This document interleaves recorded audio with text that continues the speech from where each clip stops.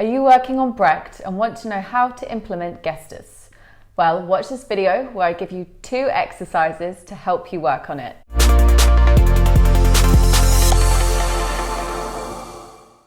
For acting tips and insights into different genres of theatre, subscribe to my channel where I post weekly. Hey, I'm Kira from Acting with Kira. Are you working on Brecht and want to know more about his methodology and how to use some of his techniques? Well, in this video, I'm going to be talking specifically about Gestus and giving you 2 exercises to help you understand and utilize it. So what is Gestus? Well, Gestus is a term created by Bertolt Brecht, who was a theatre practitioner. The genre of his theatre is epic theatre, and unlike naturalistic theatre in which the audience can find some escapism in the storyline, epic theatre was meant to wake the audience up to the social issues that are being highlighted within the play. So the term used to describe this is verfremdung, and the exact translation is debated. It used to be said to be a translation of the word translated to alienation. However, people have been stepping away from this translation as it isn't meant to alienate the audience from the action, but rather it's meant to jolt them into a sense of awakeness and engagement.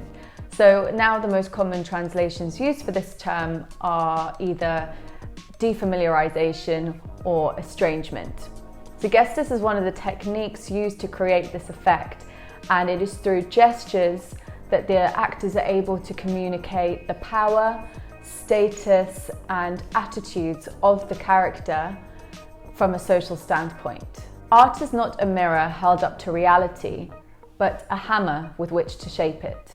So the first exercise I'm going to give you is about Gestus in a freeze frame, so a still physicality. The first exercise is going to start off as an exercise of polarities. So it's best done in pairs, and each person is to choose a character which has a completely different status to the other person. So it could be an elderly person and a young child, or someone with a position of very high authority and someone in a position of very low authority. But you can be specific with this.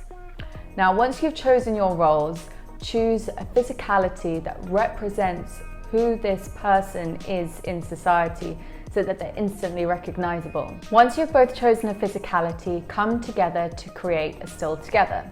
Now in this still, the 2 characters should be aware of each other and should be interacting with one another. So maybe your gesture stays the same, or maybe it changes as your character changes the way they behave in relation to someone of that particular status. Once you have done this, it's time to choose an attitude for your character. So if your character is a beggar, you may choose a gesture which is them on the ground with their arms outstretched. The attitude you add on to this may be them looking up, hopefully that someone will give them some food or money.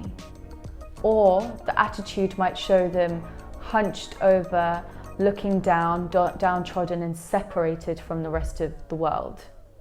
You'll start to notice that the attitude you choose completely changes the message that is being delivered to the audience. When you get more comfortable with this exercise, you can repeat it, but instead of choosing characters that are on completely opposite spectrums of status, you can choose characters that are a bit closer to each other in terms of status and power, and see how you can show these more subtle differences in society in a clear way to the audience. Bonus tip, if you're really stuck, a good place to look is at Renaissance paintings.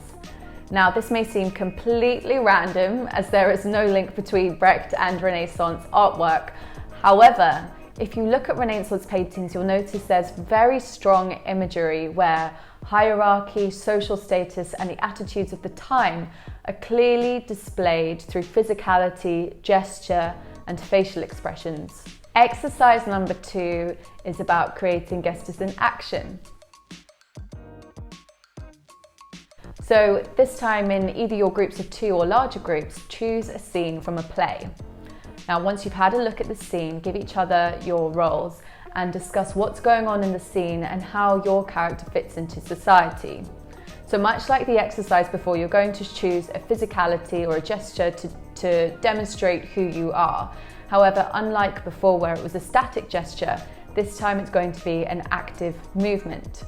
So going back to my previous example of the beggar with their arms outstretched, the action that I might choose to represent the beggar may be them picking up food off the ground and eating it. And then once you've chosen that action, you will add on an attitude to it. So in this instance, the attitude could be that they are gobbling up the food as fast as they can in an attempt to nourish themselves.